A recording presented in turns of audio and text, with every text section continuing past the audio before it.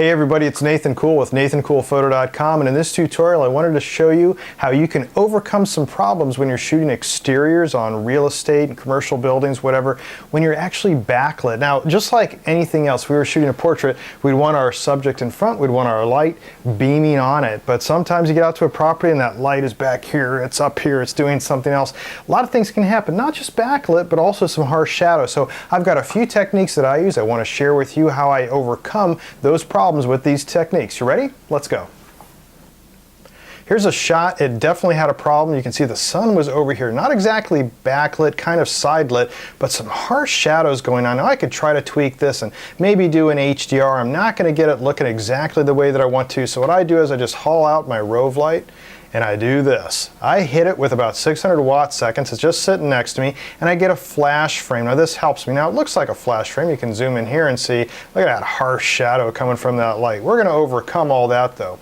So what I do is I'm gonna do my standard adjustments, which I've already done here, where I've done some upright. Actually out of the camera, it kind of looked like this. So I've taken that adjustment, I like it. I'll go develop settings, copy settings. You've seen me do this before. So just a couple simple things here. All that I want, I don't want to do a lot of the editing. I'll fix that flare that you see up here in a second. But now that I've got the other picture I want to use, I just go ahead and I say develop settings, paste settings, and that's right. I do not use the sync button, and it's a workflow thing so that I know exactly what I have in control, what I'm doing. It's just a preference.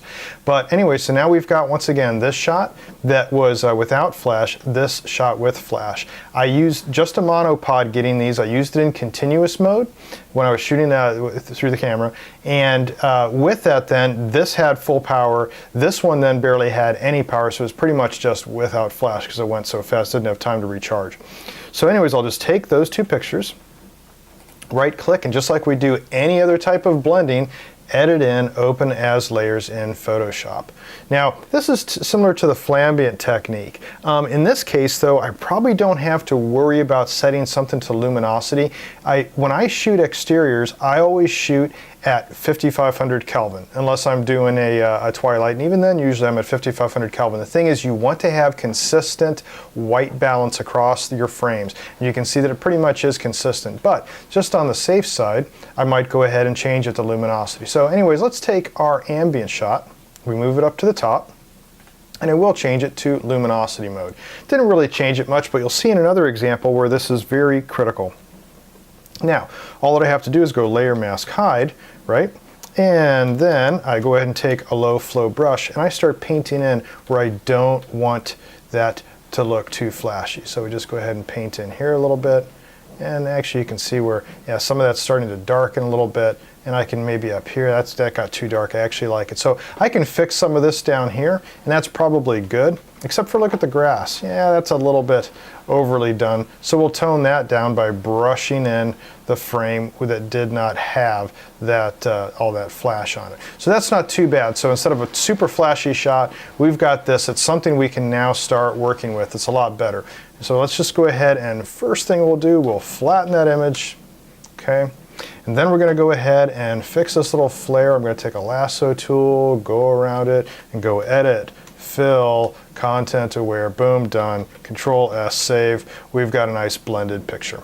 So we go back into Lightroom, there's our blended picture. I can take some adjustments to it, like, oh, maybe I've got a few different presets. Let's see, does that one look decent? Nah, it's kind of nice, a little bit overly done. How's that one look? Yeah, the sky's a little bit too dark. I just play around with some of my settings till I get one I like. My full bump looks good.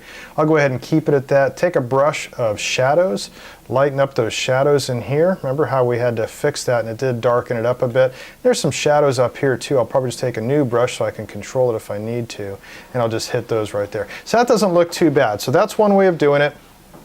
Where originally what we had was this very shadowy shot. We had a strong flash shot that did soften the shadows, blending the two together. Then we have something that looks more like this. Okay, let's move on to the next example. And a similar thing happened where this now is backlit. And so what I did was I shot a bracket of 3 here just to do it a little bit different. So I had kind of a variation. I was real quick to do this. And I can adjust this then later in Lightroom if I needed to. But here's then pretty much exposes for the house. By the way, you can see my hand up here. And the reason being I use that as an extension to my lens hood when I have a lot of flare going on. And I just edit that out later.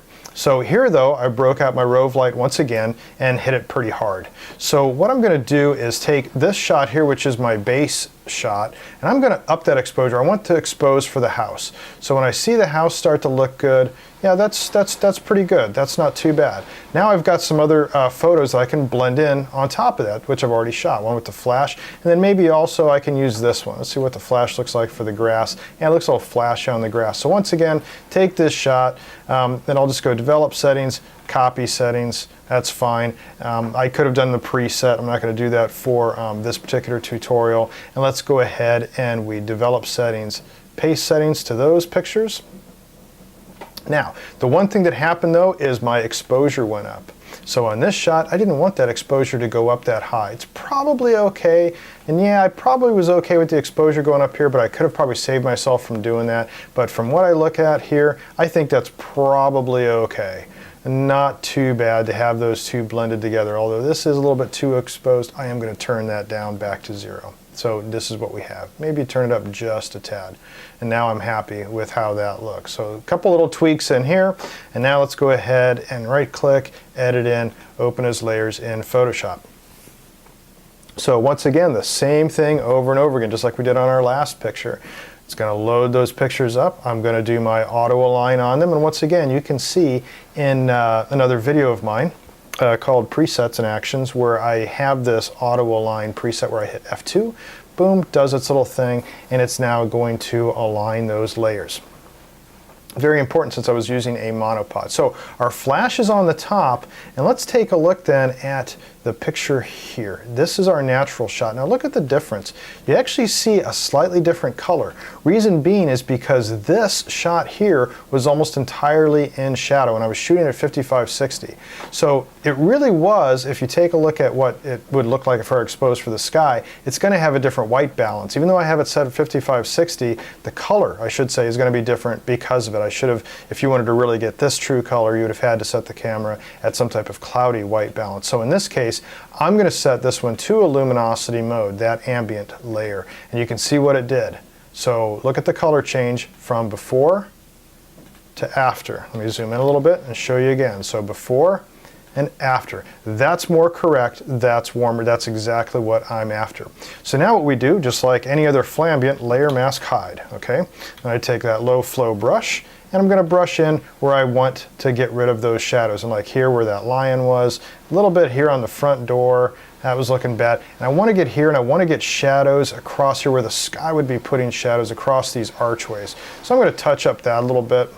Maybe do a little bit up here, lighten it up a little bit, natural shadow on the side, maybe a little bit over here. But you're getting the picture, literally, of what I might do to make this happen. Now, if I wanted to see what else I could change, I could go shift-click, and I could see what else I could do to the yard. And maybe I'll go ahead and take out some of the shadows here a little bit and lighten that up. Now, did I want to do anything with the yard? I could go ahead and take this other layer up to the top, which was the grass, layer mask hide, and maybe put in a little bit of a darker grass, so just by painting that in. Once again, that's natural. I don't have to worry about luminosity on this one so much because once again, I'm at 55 Kelvin. This was not in shade like the other shot. So I've got this basically done now. That's not looking too bad. Now I could go further and do another sky replacement on it.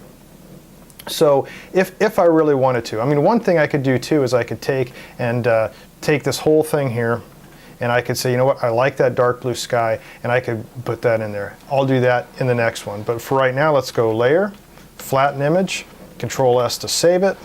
And then we're going to go back in here to Lightroom. There's our picture. Let me apply some type of a bump to it. Let's see which one looks good. Let's just do a full bump on it. Not too bad. We'll go ahead and crop out my extended hand for the lens hood, and we'll just get maybe a different crop on the picture altogether. And then all that I would do is maybe do some other adjustments. Maybe bump up the exposure just a little bit on it, take out some of the clarity I've got in this. You know, it's looking not too bad. And now that's looking like a pretty good shot for that particular house. So once again, where we were, we had something that was either going to be overexposed and completely blown out, something that was way too dark because it was backlit, but now we've got that combined, and we have this because we took a flash frame using that 600 watt second Rove light. Okay, one last one that we're going to do real quick. This was another house. You can see the sky is completely blown out, but I did a bracket, so I've got this good looking sky. So what I'm going to do, just apply the preset real quick to go ahead and correct any of that distortion. That doesn't look all that good. I'm going to go out and do it for right now. We'll just keep it as is, and maybe I would correct that, but not for this tutorial. I'm going to up the exposure on this, and so that it looks just bright enough for the house. I don't care about the sky being gone because we're going to do this special type of sky replacement. I'm going to take these two pictures now, right click, edit in, open as layers in Photoshop. And that'll bring that up just like we've been doing. So this is just another way of doing it. Now you've seen me do sky replacements, and I have another video that does it in full showing this. This is a natural kind of organic sky replacement. Why? Because it's the exact same sky. Nothing had to change. But first, I gotta align those layers. So I hit my F2 key, I do my quick auto align preset. You can see how far off they were using my monopod. I was probably leaning as I'm shooting. So what I'm gonna do with this guy, just like I would before, layer mask hide, get rid of that. Go down to this base layer, select color range, and I'm going to go ahead and start selecting that color range for the sky. You can hit this little add tool to make sure that you're hitting where you want that to be, and the fuzziness to make sure it looks like it should. Okay, so now we've got that. That's looking pretty good. But look at all that it's selected. Now, since this is organic, I'm not going to worry about putting a gradient in it like you'd see me do in the other ones, but what I will do is still go select, modify feather by 1 radius. And then I'm going to go ahead and select the quick select tool, and I'm going to use Alt to start erasing. So I'm going to go around and make sure that I don't get the house. Okay, so just real quick, I'm just doing Alt and click. Now I could also, by the way, hit the -1 up here instead of using the plus. There's a minus, there's a plus, but I just find it easier to use my keystrokes. I'm just a keystroke type of guy. So I'm just erasing that from all over here by doing that quick select real quick, and now that's not selected. You can also get rid of maybe the yard a little bit. Okay, so that looks good.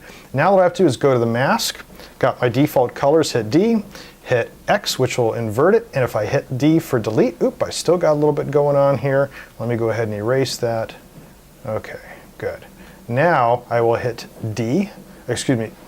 delete, and that actually puts in then that sky replacement where I wanted it. Now, still doesn't look quite natural, and that's fine. We're going to go down and do a fill. We're going to adjust our fill till it starts looking fairly natural. Still a little bit in here, so we can go ahead and fix that too by taking, for instance, like a brush tool and a real low flow brush, and that should be just a little bit, oops, excuse me, got to hit X to go back to the correct colors, and we'll put the tree in kind of like what it should be, because remember, it's robbing it from another frame to do that replacement. And let's see if these other trees look okay. Okay, still not too bad. So we go out here, fix that tree pretty much. That's looking pretty good. Might be able to put in the fill a little bit more, get a little bit more bump in there. Okay, so that's not looking too bad. I kind of like that. That's looking pretty good. All right, good. Now, what we do, let's see what happens here too if I actually put in some here. Yeah, darken that grass a little bit. Okay, a lot of flexibility. So, layer, flatten image, and then just do Control S to save it, and it goes back over into Lightroom. I'm going to apply something. Let's do like this one here, my underexpose. Hey, that's not too bad, but it's a little bit too bright. So we'll just do some quick adjustments here. Maybe up the vibrance, that. It's a little bit too overdone, so I would probably take that down. Take a brush here, and we'll add maybe some shadows. Brighten up the shadows here a little bit. Got a little bit of a blue cast going on here. So let's tone that all down just a little bit coming in.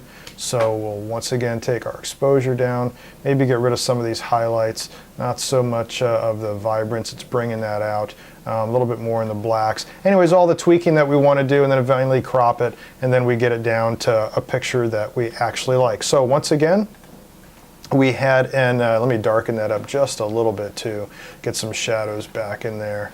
Yeah, there we go. Okay, so what we had to start with, we had an overblown picture, we had a very dark picture. We blended those together using actually an organic sky replacement, and this is what we ended up with. So there's more than one way to skin a cat, more than one way to expose for the sky and also for your house at the same time. Doing sky replacement's one thing. Now remember, if it was completely in shadow, my white balance is going to be different. It's not going to be the true color of the house. Using a flash, I know I'm hitting it with 5500 Kelvin light. Had to be a lot of flash to do it. But anyways, you can see the differences. If it's partially shadowed, I didn't have to do that. But a lot of different tricks. You can play with this all you want. It's the idea of blending, putting in sky replacements when you need to, that are the actual real sky replacements.